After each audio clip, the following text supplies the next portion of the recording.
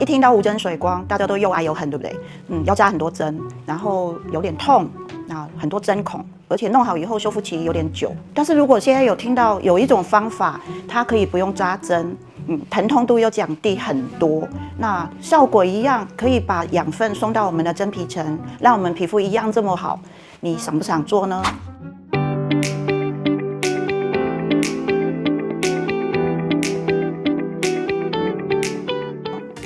嗨，我是老刘，我今天很开心又请到那个我很讨厌的不会讲好话，只会讲科学证据的我的学长，皮肤科宋凤仪医师。我是那个刘医师，在北医的幽默又风趣的驴蛋宋凤仪医师。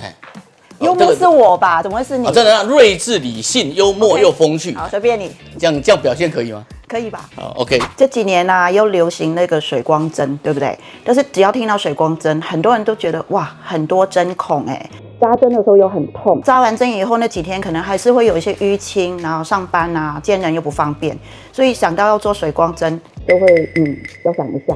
但是现在呢，有一个新的叫酷洁无针水光，它是利用高速磁浮的喷射技术。这个技术呢，可以在你的表皮一下子瞬间就会产生导入的窗口。那这个窗口打开以后，我们的养分我们的成分就可以很快速的打到我们皮下的真皮层，这个效果就会很好。就是因为这种技术可以打到真皮层这么深，所以它就很像水光针这样，我们可以保水，可以亮白，甚至我们皮肤毛孔的问题也可以改善。我们这边有一个小女孩，那做了2次的补水以后呢，经过皮肤医师那边皮肤的检测仪，她的皮肤确实是有进步的。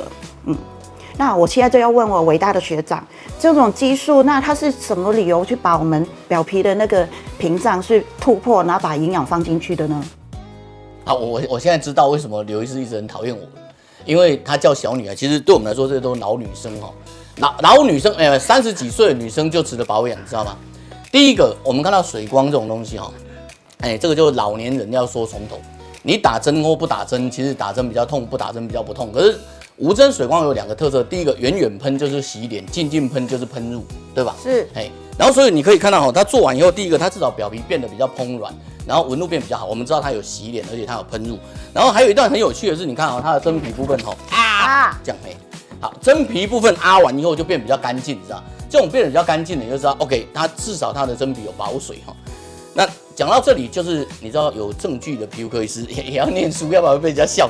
我们皮肤科医师一天到晚都在比念书。2016年那个 Silk 他们的 paper 就发现说，大概差不多2.3到3.5的那个bar了就差不多3mm 的深度。你知道我们的皮肤2mm平均全身的皮肤2mm，所以3mm 你差不多就可以把皮肤打到全部都通过去这样。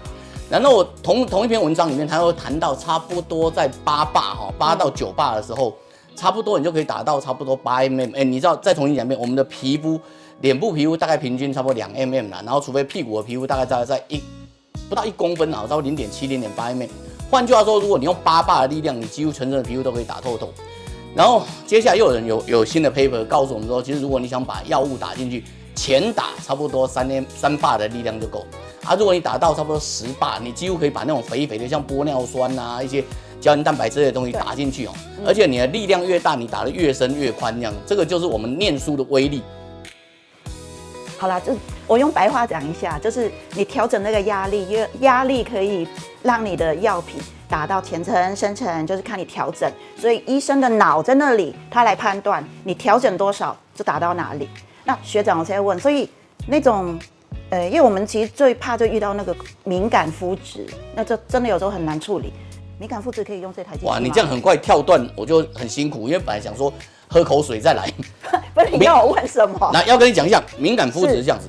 第一个，敏感肌虽然是约定俗成的说法，可是我们在医界其实不太承认到今天为止，2026年我还是不太承认敏感肌。可是大概大家知道，敏感肌的原文叫 irritable skin， 或者是那个 sensitive skin sensitive skin。简单讲就是暴躁易怒的家伙。这是我吗？我是易怒体质反正我是睿智又慈悲的学长遇到易怒的学妹，所以敏感肌这个东西，就是你给它刺激的越大，它的发作越厉害。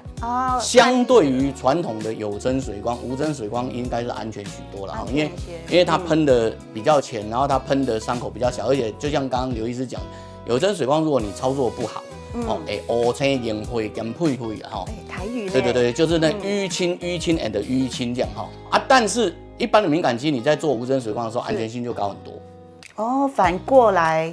敏感体质啊，不对，敏感肌的敏感肤质的小女生可以考虑一下。对，不管敏感肌的那个囡仔、少年囡仔遐，嘿，神经少年囡仔遐都可以打。因为一些水光针我们要用，目的就是要让我们皮肤保水漂亮嘛。那学长，我问你，坊间或者是我们医疗院所现在很常用的胶原蛋白啊，玻尿酸啊，还有玻尿酸胶原蛋白的再生针，这种东西可不可以用在这个仪器上面？这个部分我想要稍微讲清楚。好，无针水光的对标是有针水光，那他们的都是进去哈。那我们知道，有针水光的好处是它更准确的进去，可是坏处就是疼痛啊、出血啊、伤口，对不对？那无针水光的好处是不疼痛、不出血、不伤口。疼痛啦，哦，真的吗？真的吗？痛感会低很多。我有做过。本人皮厚肉瓷实，你是男子汉，也不怕痛。好，那简单讲就好。那无针水光对我来说是不痛的，这个嘴硬门上。我的意思是说。所以我们现在在乎的是，只要有针合法可以进去的，无针理论上都能进去。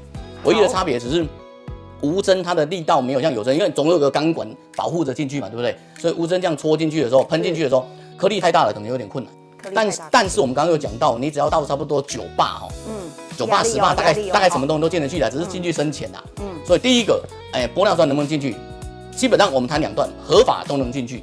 合法好，就是你只要有针能打的，无针都可以做。明白。第二个，它能够做的比较深浅，那就要看医师的技术跟它调进去的那个强度、压力。对，然后这里头就会回到另外一个那个有针水光，无针水光现在在做的另外一个议题就有针水光也在做。有针水光我们知道最早期有针水光打很浅是用来补水，对，打很深是用来做那个基底的填充，然后让整个皮肤变再生嘛，就是您刚刚讲再生针嘛，对不对？那无针水光现在市值也在做这一段，就是浅喷补水，深喷就是造成疤痕啊重建的那一段。所以简单讲就是说，只要医师技术够，比如说像这样子，你就什么都能做。有讲得很清楚很明白，是会明白了。经过这一集这么会念书的学长来帮我们讲过了，原来啊无针水光跟有针一样可以打到这么深哦，效果也一样很好哦。那我们就想一想比较深层的问题，那很像我们那个很深的皱纹，对不对？然后脖纹。